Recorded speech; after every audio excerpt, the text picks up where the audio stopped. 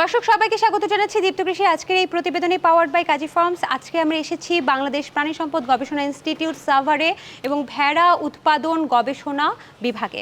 দর্শক এখানে দেখতে পাচ্ছেন উন্নত জাতের বিভিন্ন ভেড়া নিয়ে কিন্তু গবেষণা কার্যক্রম পরিচালিত হচ্ছে। সেই সাথে সাথে দেশীয় ভেড়ার কিভাবে আসলে ভালো লাভবান হওয়া যেতে পারে দেশীয় ভেড়া পালন করে, ম্যানেজমেন্ট করে বা খাবার ব্যবস্থাপনা করে, সেই বিষয়টা নিয়েও কিন্তু গবেষণা হচ্ছে। দর্শক, ভেড়া পালন করে খামারে কিভাবে লাভবান হতে পারে এবং উন্নত জাতের কি কি ভেড়া আসলে এখানে আছে সেই বিষয়টাই কিন্তু তুলে ধরার চেষ্টা করব। আপনারা পুরো পর্ব বা পুরো প্রতিবেদনে আমাদের সাথেই থাকবেন।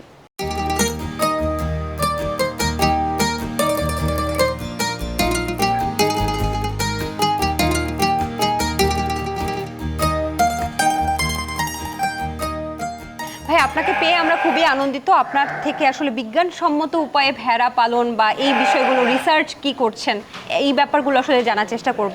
প্রথমে একটু জানতে চাই যে ভেড়া পালন কি আসলে লাভজনক প্রজেক্ট কিনা? ভেড়া আসলে খুবই লাভজনক আমরা যদি দেখি, তার কারণ এর কিছু বৈশিষ্ট্য আছে। এটা আমাদের এই পরিবেশে এবং প্রতিকূল পরিবেশে কিন্তু এটা খাপ খাওয়াতে পারে। এর রোগ প্রতিরোধ ক্ষমতা ভালো, এর রোগ শোক কম হয় এবং এ যে কোনো প্রতিকূল পরিবেশেই এটা নিজেকে মানিয়ে নিতে পারে। এছাড়াও এটা বছরে 2 বার বাচ্চা দেয় এবং প্রতিবারে 2 থেকে 3টি করে বাচ্চা দেয়। সেই হিসেবে আমরা যদি দেখি যে বছরে সে মিনিমাম 4টি পরিমাণ বাচ্চা পায় এবং একজন খামারি যদি এটাকে লালন পালন করতে পারে ঠিকমতো, তাহলে সে অনায়াসেই খুবই লাভজনকভাবে তার সংসারটাকেও চালাতে পারবে এবং এটা আসলে খুবই লাভজনক। যেহেতু বিএলআরআই এর পক্ষ থেকে আপনাদের বিভাগ থেকে আপনারা বিভিন্ন গবেষণা করছেন এই ভেড়াকে নিয়ে, তো কি ধরনের গবেষণা বর্তমানে চলমান আছে? বাংলাদেশ প্রাণী সম্পদ গবেষণা ইনস্টিটিউট আসলে ভেড়া নিয়ে যে আমাদের ডিভিশনটা আছে, এখানে ভেড়ার বিভিন্ন জাত নিয়ে আমরা গবেষণা করে থাকি। বাংলাদেশে আসলে ভেড়ার জাত বলতে সেরকম জাত নেই, তবে অঞ্চল ভিত্তিক আমরা 3 ধরনের ভেড়া পেয়ে থাকি। উপকূলীয় অঞ্চলের ভেড়া, যেগুলো নোয়াখালী, ভোলা, লক্ষ্মীপুরের চর অঞ্চলে যে ভেড়াগুলো পাওয়া যায় সেগুলো একটু কম্পারেটিভলি সাইজে একটু বড় হয়, এবং বরেন্দ্র অঞ্চলের ভেড়া যেগুলো রাজশাহী, চাঁপাইনবাবগঞ্জ, নওগাঁ ওই বেল্টে পাওয়া যায়। এছাড়াও আমাদের যমুনা অববাহিক অঞ্চলের ভেড়া যেগুলো টাঙ্গাইল, সিরাজগঞ্জ, জামালপুর এই বেল্টে পাওয়া যায়। এই 3 ধরনের ভেড়া আসলে পাওয়া যায়। তবে উপকূলীয় অঞ্চলের ভেড়াটা একটু বড় হয় আর কি কম্পারেটিভলি। এটা আমরা যদি দেখি যে এক বছরে এটা 16 থেকে 18 কেজি হয়, আর বাকি 2 অঞ্চলের যে ভেড়া ওটা 15 থেকে 16 কেজি হয় আর কি। আর এছাড়াও আমাদের সুন্দরবনের ওই এলাকায় গারল নামের একরকম ছোট জাতের ভেড়া পাওয়া যায়, যেটা আসলে ওটার একটা বৈশিষ্ট্য হচ্ছে ওটা হাঁটু জলে গিয়ে সমুদ্রের যে জলজ উদ্ভিদ থাকে সেগুলো খেয়ে থাকে। তবে আমাদের খামারিরা একটা জিনিস তারা ভুল করে, দেখা যায় যে গারল বলতে বড় রকমের একরকম ভেড়া। আপনারা হয়তো সেটাই ভাবছিলাম যে আপনি কি বলছেন, গারল আবার সুন্দরবনে কেন? না, আসলে সেটা আসলে ওটা গারল না, ওটা হচ্ছে ভারতীয় যে মুজাফরনগর এবং আমাদের যে গারলের যে ক্রস, হ্যাঁ, ওই ক্রস থেকে যেটা হয় সেটাকে আসলে তারা গারল হিসেবে তারা ট্রিট করে, কিন্তু আসলে সেটা গারল না। সেটা হচ্ছে একটা ক্রস ব্রিড আর কি, সেটাকে আসলে বড় আকারে হয়, কিন্তু গারল আসলে ছোট। এই যে এই ভেড়াগুলোকে আপনারা কি করছেন, বিভিন্ন অঞ্চলের ভেড়াগুলো বাংলাদেশের? আসলে এগুলোকে আমরা সিলেক্টিভ ব্রিডিংয়ের মাধ্যমে বেস্ট টু বেস্ট ম্যাচিং করে আমরা এর সর্বোচ্চ বা পটেনশিয়ালিটাকে আমরা এখানে সংরক্ষণ করছি এবং এর থেকে আমরা যে সর্বোচ্চ পরিমাণ উৎপাদন পেতে পারি সেজন্য আমরা এখানে একটি ফ্লক কনজার্ভ করছি এবং এখানে আমরা বেস্ট টু বেস্ট ম্যাটিং সিলেকশনের মাধ্যমে একটি সুন্দর একটি হার্ড আমরা মেনটেন করছি। এবং আপনারা জানেন যে আমাদের বিভিন্ন প্রান্তিক পর্যায়ে যে সমস্ত বিভিন্ন ধরনের খামারি আছে বা যারা নতুন নতুন খামার করতে চাচ্ছে, তাদের পাঠার একটা সমস্যা হয় যে ভালো গুণাগুণ সম্পন্ন পাঠা তারা পায় না। তখন আমরা আমাদের এখান থেকে তাদেরকে তাদের প্রয়োজন অনুযায়ী একটা ফর্মালিটিস আছে আর কি, তারা যদি অ্যাপ্লিকেশন করে আমরা তাদেরকে ভালো গুণাগুণ সম্পন্ন পাঠা দিয়ে থাকি। মেইনলি আমরা আমাদের দেশীয় যে জাতটা আছে এটাকে আমরা এখানে কনজার্ভ করি এবং এর বেস্ট যে প্রোডাকশন সেটাকে আমরা এনশিওর করি। এবং যে কোনো খামারের ক্ষেত্রে তো অবশ্যই কোনটা কি নিয়ে খামার করছি সেটা তো বিবেচনার বিষয়, এবং সেই সাথে সাথে সেটা চাহিদা কেমন মার্কেটে, অর্থাৎ ভোক্তার বিষয়টা চলে আসে। তো অনেকে বলে যে ভেড়ার মাংস, ধরেন আমরা ছাগলের মাংস যেভাবে কিনতে যাই, ভেড়ার মাংস কিন্তু ওই পরিমাণ মানুষ কেনে না। অনেকে আবার ধারণা করে যে ভেড়ার মাংসে কি গন্ধ আছে কিনা। তো তো এই ব্যাপারটা আসলে আপনি কিভাবে বিশ্লেষণ করবেন? আসলে আপনি ঠিকই বলেছেন যে ভেড়ার মাংসটা আসলে আমরা একটু কিনে খেতে চাই না আর কি, খুব কম আর কি খেতে চাই। আসলে এর কিছু কারণও আছে। আসলে আমরা জানি যে ভেড়া কিন্তু পশম দিয়ে আবৃত থাকে, হ্যাঁ, এবং এটাকে আসলে এটা চড়ে বেড়ায়, এবং দেখা যায় যখন এটা চড়ে বেড়ায় তখন কিন্তু প্রচুর ঘাম হয়। হ্যাঁ, তখন দেখা যায় কি এই ঘামটা আমরা যদি প্রপারলি যদি এটাকে ম্যানেজমেন্ট ক্লিন না করি এবং ভালো প্রপারলি যদি ম্যানেজমেন্ট করি, এটাকে যদি আমরা লালন পালন না করি, তখন এই ঘামটা কি করে তার পশম থেকে চামড়ার মাধ্যমে স্কিনের মাধ্যমে সেটা মাংসে চলে যায়। এবং তখন দেখা যায় একটা আপনার ওই ভেড়া ঘাম থেকেও একটা গন্ধ আসতে পারে। এছাড়া আমাদের বাজারে যে সমস্ত ভেড়াগুলো আসে আসলে সেগুলো আসলে পাল থেকে বাদ পড়া ভেড়া, বয়স্ক ভেড়া, সাধারণত দেখা গিয়েছে 1.5 বছর উপরে ভেড়া, ওগুলোর মাংস আসলে গন্ধ হয়। কিন্তু আমরা বিএলআর ইতোমধ্যে আমরা গবেষণা করে দেখেছি যে 1 বছরের মধ্যে আমরা যদি এই ভেড়াটাকে লালন পালন করে আমরা যদি মাংস উৎপাদন করতে পারি, তাহলে সেটা আসলে খুবই সুস্বাদু হয়, রসালো হয়। একটা বিষয় কিন্তু চলে আসে যে এই ভেড়ার মাংসটা সহজপাচ্য, এটা কি সত্যি কিনা? জি, ভেড়ার মাংসটা আসলেই সহজপাচ্য এবং এটাতে কোলেস্ট্রলের পরিমাণ কম থাকে, মিনারেলসের পরিমাণ বেশি থাকে, এবং এটা অন্য যে কোনো রেড মিটের চেয়ে এটা সহজপাচ্য। দেশীয় গবেষণাগুলো তো শুনলাম, এখন বিদেশি কোনো জাতকে নিয়ে আসলে গবেষণা হচ্ছে কিনা? জি, আমরা আসলে 2016 সালে আমরা অস্ট্রেলিয়া থেকে সাফক, প্যারেন্ডাল এবং ডরপার 3টি উন্নত জাত নিয়ে আসি, এবং আমাদের যে দেশীয় জাতের সাথে এটা ক্রস করিয়ে আমরা ক্রস ব্রেড উৎপাদন করেছি, এবং ইতোমধ্যে আমাদের 3rd জেনারেশন পর্যন্ত এসেছে। এবং আমরা সেখানে দেখেছি যে 1 বছরে এই ভেড়ার ওজন আমরা যদি ধরি গড়ে 24 কেজি মতো হয়, যেখানে আমাদের যে উপকূলীয় ভেড়া এগুলোর চেয়ে অনেক কম থাকে তার 1 বছরের ওয়েট। এবং আমরা ইতোমধ্যে ফিল্ডেও কিছু এটা টেস্টের জন্য দিয়েছি। আমরা অন স্টেশনে দেখেছি যে আমাদের এই ভেড়াগুলো আমাদের এই আবহাওয়ায় উপযোগী। এখন ফিল্ডের রেজাল্ট আসলে আমরা হয়তো এটাকে ফার্দার খামারি পর্যায়ে বা আমরা এক্সটেনশনের জন্য এটা আমরা দিতে পারবো।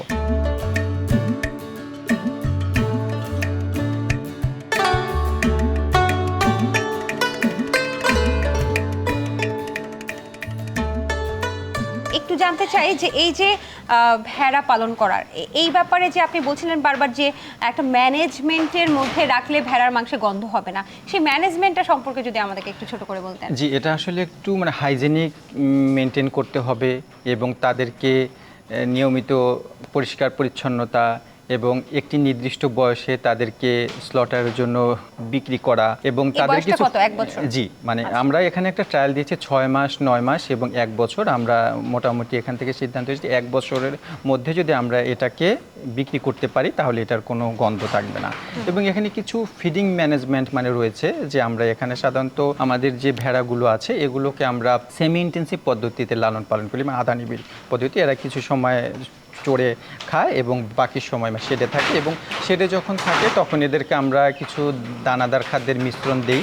এটা সাধারণত তার দেহের 1.5% হিসেবে দেওয়া হয়, এবং তারা সাধারণত ঘাস খেয়ে থাকে, এবং তারা সাধারণত দেখা যে একটি বয়স্ক ভেড়া 3 থেকে 3.5 কেজি পরিমাণ ঘাস খায়। এবং যখন অ্যাভেলেবেল আমাদের গ্র্যাজিং আছে তখন তারা গ্র্যাজিং করে, এবং যখন গ্র্যাজিংয়ের ঘাসের সমস্যা হয় তখন আমরা তাদেরকে আমাদের যে হাইল্ডিং বিভিন্ন ঘাস আছে, নেপিয়ার, এছাড়াও আমরা ওট এবং ভুট্টা এগুলো আমরা তাদেরকে দেই। মিনারেলের ক্ষেত্রে আমরা ভিটামিন মিনারেল প্রিমিক্স যেটা মিক্সচার আমরা এটা কনসেন্ট্রেটের সাথে আমরা মিক্স করে দিই। এটাই হচ্ছে সঠিক ব্যবস্থাপনা। তবে ভেড়ার কিছু বৈশিষ্ট্য আছে যে বৈশিষ্ট্যগুলোর কারণে আসলে খামারিরা এটাকে পালনে সহজসাধ্য বলে, যেমন হচ্ছে ভেড়া চড়ানোটা একটা ভালো একটা বৈশিষ্ট্য। এটা সম্পর্কে যদি একটু বলতেন, এবং তাদের খাবার খরচটাও কম লাগে, এটা কেন একটু যদি জানাতেন।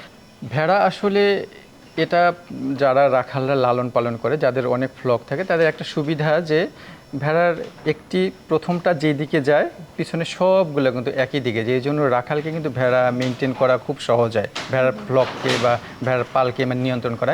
এছাড়া যে কোনো ধরনের খাবারকে এটা সহজেই হজম করতে পারে, যেটা অন্য অ্যানিম্যাল ছাগল বা তারা পারে না। এই জন্য ভেড়াকে আসলে রেয়ার করা খুব সহজ, এবং খরচও কম হয় আর কি। এরা খাবারে উচ্ছিষ্ট অনেক কিছু তারা খেতে পারে। ভেড়ার যে লোমগুলো এগুলো তো উন্নত বিশ্বে আসলে ব্যবহার করা হয়, আমাদের বাংলাদেশি ভেড়ার লোমগুলোকে আসলে কমার্শিয়ালাইজড ভাবে ব্যবহার করা যেতে পারে কিনা? জি আসলে হ্যাঁ, ভেড়ার উল আসলে আমরা যদি দেখি যে একটি ভেড়া থেকে বছরে প্রায় হাফ কেজি থেকে 1 কেজি পরিমাণ উল পাওয়া যায়। তবে আমাদের যেহেতু লোকাল ভেড়া, এগুলোর উল একটু কোর্স আর কি। হ্যাঁ, তবে এটাকে আমরা ইতোমধ্যে বিজেআরের সাথে আমরা কিছু কাজ করেছিলাম যে আমাদের এই পশমগুলো এবং তাদের জুটের সাথে কম্বিনেশন করে। তবে এটার জন্য আসলে অনেক বড় ধরনের দরকার, মানে সাপ্লাই দরকার আসলে আমাদের। সেরকম যদি একসময় আমরা আশাবাদী যে একসময় ভেড়া একটা বড় আকার ইন্ডাস্ট্রি আকারে বিভিন্ন খামার হবে এবং সেখান থেকে অনেক বিপুল পরিমাণে উল প্রোডাকশন হবে, পশম আসবে এবং সেখান থেকে হয়তো আমাদের এই ইন্ডাস্ট্রিগুলো ব্যবহার করা সম্ভব হবে। একটু জানতে চাচ্ছি যে ভেড়ার এই গরমের ক্ষেত্রে, যে এখন তীব্র গরম পড়ছে, কখনো আবার বৃষ্টি হচ্ছে, এক্ষেত্রে ভেড়ার যে লোমগুলো সেগুলো কি আসলে মানে তুলে ফেলা উচিত, বা কখন তোলা উচিত, বা এটা কি আসলে ব্যথা হয় কিনা তাদের? জি আসলে হ্যাঁ, এটা একটা আপনি ভালো কথা বলেছেন যে আসলে শেয়ারিং করতে হয় ভেড়াকে, উলটাকে তার পশমটাকে কাটতে হয়। আমরা সাধারণত এটা বছরে 2বার কেটে থাকি, একটা হচ্ছে মার্চ এপ্রিল এবং আরেকটা হচ্ছে সেপ্টেম্বর অক্টোবরের দিকে আমরা 2বার শেয়ারিং করি। তাহলে কেন করি এটা করি? তার যে মানে বিভিন্ন উলটাতে এমনি বড় হয়ে যায়, হ্যাঁ, তো তখন তো উলটা কাটতে হয় এবং তার মেনটেনেন্সের জন্য হাইজিন। আচ্ছা, শেষ একটু জানতে চাইছি যে ভেড়ার দুধ তো আসলে ভেড়ার বাচ্চারই প্রয়োজন হয়, কারণ অনেকগুলো বাচ্চা হয় ভেড়ার, বছরে অ্যাটলিস্ট 4টা বাচ্চা তো পাচ্ছেই একজন খামারি। তো সেই ক্ষেত্রে তারপরেও যে মানে অল্প পরিমাণ যে দুধ উৎপাদন হয়, সেটার কি কোনো বেনিফিট আছে? আমি বলছি পুষ্টিগুণটা কি আসলে? পুষ্টিগুণ ভেড়ার যে অল্প পরিমাণ দুধ হয় আসলে সেটা যেহেতু বুঝতেই পারছেন যে বাচ্চা হয়, মানে 2টা-3টা পরিমাণ বাচ্চা হয়, অনেক সময় বেশিও হয়ে থাকে। ওইটা সাধারণত বাচ্চারাই খেয়ে ফেলে আর কি। হ্যাঁ, ওইটা বাচ্চারাই খেয়ে ফেলে। এটা আসলে আমরা মেনলি ভেড়াটাকে মাংস উৎপাদনের জন্যই ইউজ করা হয়, ভেড়াটাকে ব্যবহার করা হয়। আর এর দুধ তো ভালো আর কি, পুষ্টিগুণ যেটা পুষ্টিগুণ সম্পন্ন। বেশ ভালো ভাই, আপনার কাছ থেকে তো আসলে অনেক কিছু জানলাম। আপনাদের ভবিষ্যৎ কোনো পরিকল্পনা কি আছে ভেড়াকে নিয়ে? আমাদের ভেড়াকে নিয়ে আমাদের যে জাতটা আছে, আমাদের যে 3 অঞ্চলের যে ভেড়াগুলো আছে, এগুলোকে আমরা কনজার্ভ করি এবং এখান থেকে বেস্ট কোয়ালিটিগুলোকে আমরা এখানে কনজার্ভ করে থাকি। এবং এছাড়াও আমাদের যে ক্রসবিড আমরা যেটা পাবো, হয়তো আমরা আশা করছি যে আমরা খুব শীঘ্রই একটা ক্রসবিড দিতে পারবো। এবং এই ক্রসবিডটা যদি আমাদের খামারি পর্যায়ে যদি দেয়া যায় এবং সেটা মাধ্যমে আমরা আশাবাদী যে আমরা হয়তো ভেড়ার একটা ভালো জাত সামনে দিব এবং খামারিরা সেটাকে ব্যবহার করে তারা হয়তো তাদের খামারকে সমৃদ্ধ করতে পারবে। ভাইয়া, ভেড়া সম্পর্কে আরো অনেক বিষয় জানার আছে, যেমন খাবার ম্যানেজমেন্ট, পানি ম্যানেজমেন্ট সহ বাসস্থান, অনেক কিছু। তবে আপনাকে আর সময় নষ্ট করছি না, কারণ আপনি অনেক ব্যস্ত একজন মানুষ, ব্যস্ততা ফেলে কিন্তু আমাদেরকে সময় দিলেন। অসংখ্য ধন্যবাদ ভাইয়া, আপনি ভালো থাকবেন। জি, আপনাকেও ধন্যবাদ।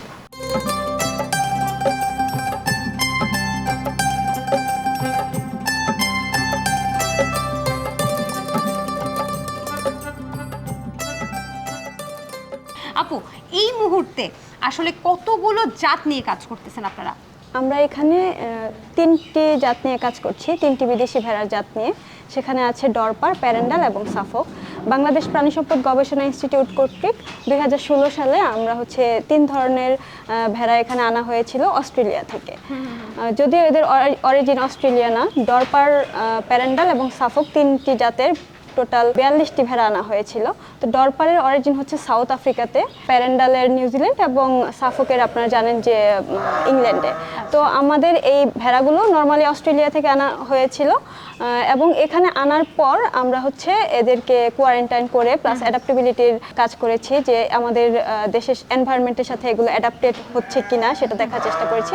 এবং পরবর্তীতে আমরা এগুলোকে আমাদের যে দেশি ভেড়াগুলো আছে, আমাদের দেশি ভেড়ার বৈশিষ্ট্যও কিন্তু অনেক ভালো, এদের রোগ প্রতিরোধ ক্ষমতা অনেক ভালো, এদের যে রিপ্রোডাক্টিভিটি আছে, প্রলিফিকেসি আছে অনেক বেটার, কিন্তু আমাদের গ্রোথ রেটটা কিছুটা স্লো। হ্যাঁ, তো এই গ্রোথ রেটটাকে ইমপ্রুভ করার জন্যই নর্মালি আমরা এই বিদেশি ভেড়ার জাতটাকে নিয়ে এসেছি, যে এদের সাথে দেশি অ্যানিমেলগুলোকে আমরা ক্রস করে এদের গ্রোথ রেটটাকে ইমপ্রুভ করব, যাতে এদের মাংস উৎপাদন ক্ষমতাটা মানে বৃদ্ধি পায়। আপু, আমাকে প্রথমেই আপনি বলছিলেন যে 3 ধরনের ভেড়ার জাত, আমাকে কি একটা একটা করে এই নতুন ভেড়ার জাত আমাদের দর্শকদের সাথে একটু পরিচয় করে দেবেন কিনা?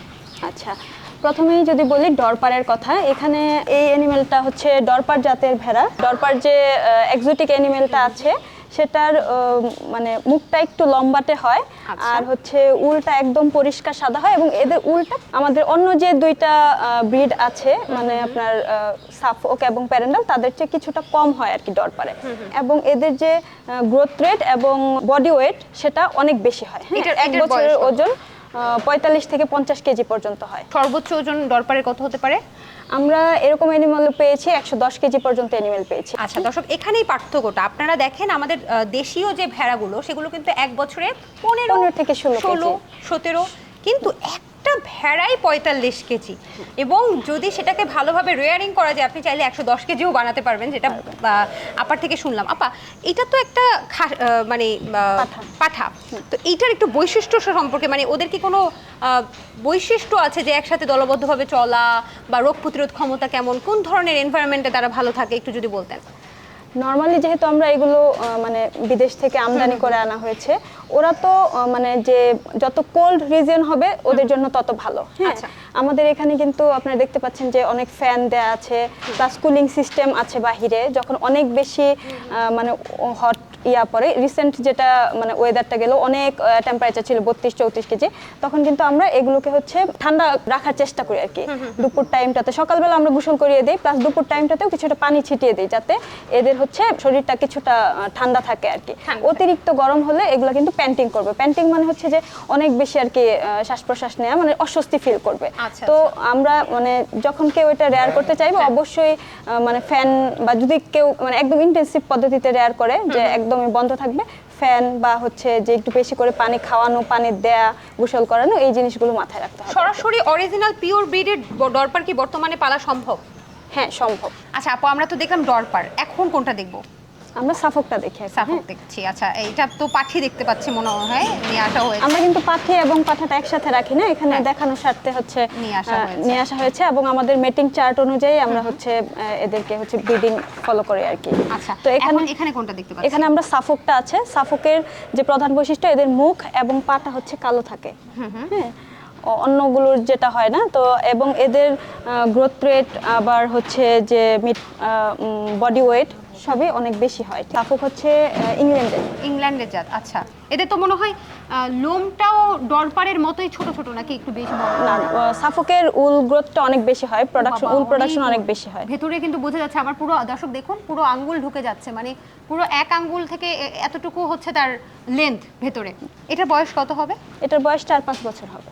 4-5 বছর। আচ্ছা, এইটা যদি আমরা 1 বছর বাণিজ্যিক ভিত্তিতে পালা হয়, যদিও পুরোপুরি তো এই জাতটা পারবে না, তো এটার এমনি 1 বছর পারলে কত ওজন হতে পারে? 40 থেকে 42 40 কেজি। থেকে 42, তার মানে কাছাকাছি ডরপারে, তাই তো? আচ্ছা, এর কি কোনো অ্যাডাপ্টেবিলিটি ক্ষমতা বা রোগ প্রতিরোধ ক্ষমতা এই ধরনের কিছু বলতে চান? আমরা হচ্ছে অ্যাডাপ্টেবিলিটি টেস্ট করেছি এখানে। আমাদের যে অ্যাডাপ্টেবিলিটি প্যারামিটার যেগুলো আছে, বডি টেম্পারেচার, রেকটাল টেম্পারেচার যেটা, তারপর রেসপিরেটরি রেট, তারপর কিছু হচ্ছে হেমাটোলজিক্যাল প্যারামিটার্স, সবই হচ্ছে এখানে করা হয়েছে। তো এদের ইয়াটা ভালো, মানে অ্যাডাপটিভ বাংলাদেশের দেশের সাথে।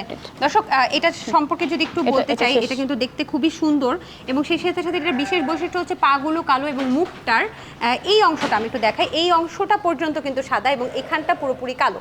এটা একদম অরিজিনাল সাফক। এরপরে আমরা কোনটা দেখবো? এরপর আমরা প্যারেন্ডালটা দেখব। প্যারেন্ডালটা দেখি। আচ্ছা, প্যারেন্ডালটা কোনটা? এই অ্যানিমালটা প্যারেন্ডাল। প্যারেন্ডালটা সম্পর্কে আপনি একটু বলতে থাকেন। আচ্ছা, আমাদের প্যারেন্ডাল যেটা, সেটার অরিজিন হচ্ছে নিউজিল্যান্ডে।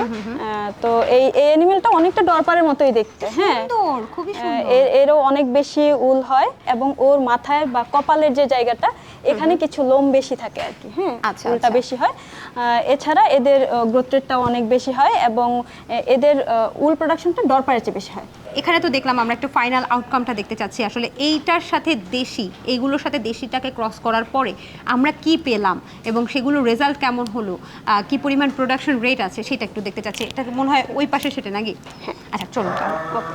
এই প্যারেন্ডাল ক্রসব্রিডের মেইন বৈশিষ্ট্য যেটা, এদের উলগুলো দেখেন আমাদের দেশি ভেড়ার উলের মতো কিন্তু না। হ্যাঁ, আচ্ছা। আমাদের বিদেশি ভেড়ার যে উলগুলো আছে, হ্যাঁ দেখেন, অনেকটাই কিন্তু সফট এবং খুবই সাদা। এই বাচ্চাটা আপনি সুস্থ কিনা প্রথমে যেটা বুঝবেন, আপনি বাচ্চাটা হাতে নিয়েছেন, এটা ক্রমাগত শব্দ করছে, ডাকছে, তার মাকে ডাকছে। এই ডাকা ডাকিতে আপনি বুঝবেন যে ভেড়াটা মোটামুটি সুস্থ আছে প্রথমত। আর এটার নাকের দিকে দেখবেন, এই যে নাকের যে চারপাশটা, এটা যদি একটু ভেজা ভেজা থাকে, তাহলে ভাববেন যে এটা ঠিকঠাক আছে। কৃষি বিষয়ে যে কোনো তথ্য জানতে ও জানাতে লিখতে পারেন এই ঠিকানায়। দীপ্ত কৃষি, প্লট 7/A/গ, তেজগাঁও শিল্প এলাকা, ঢাকা 1208। আপনারা চাইলে ইমেল করতে পারেন krishi@dipto.tv এই ঠিকানায়, অথবা ফোন করতে পারেন 0178-768-2832 নম্বরে। শুক্রবার ছাড়া প্রতিদিন সকাল 9টা থেকে বিকেল 5টা পর্যন্ত।